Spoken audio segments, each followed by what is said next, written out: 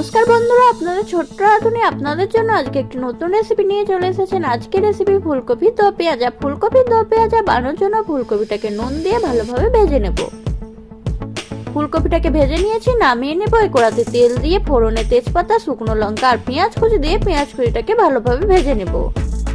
পেঁয়াজ কুচি ভাজা হয়ে গেছে, এখন কিছু গুঁড়ো মশলা দিয়ে দেবো। নুন, লঙ্কার গুঁড়ো, হলুদের গুঁড়ো, জিরের গুঁড়ো দিয়ে মশলাটাকে ভালোভাবে কষিয়ে নেব। মশলাটা কষিয়ে নিয়েছি, এখন বড় বড় করে কেটে রাখা টমেটো, পেঁয়াজ, ক্যাপসিকাম আর দই দিয়ে ভালোভাবে আরো মশলাটাকে কষিয়ে নেব। মশলাটা ভালোভাবে কষানো হয়ে গেছে, এখন ভেজে রাখা ফুলকপি দিয়ে মশলাটার সাথে ফুলকপিটাকে কিছুক্ষণ কষিয়ে নেব। ফুলকপিটা কষানো হয়ে গেছে, এখন জল আর ধনেপাতা দিয়ে হালকা একটু নাড়াচাড়া করে ফুটিয়ে নিলেই কিন্তু রেডি আমাদের ফুলকপির দো পেঁয়াজা। আর রেডি হয়ে গেছে আমাদের ফুলকপির দো পেঁয়াজা। আর ফুলকপির দো পেঁয়াজাটা দেখতে যেমন সুন্দর, খেতেও কিন্তু তেমন টেস্টি। তোমাদের আজকের রেসিপিটা কেমন লাগলো অবশ্যই জানিও। ভালো লাগলে লাইক, শেয়ার, কমেন্ট, সাবস্ক্রাইব করো।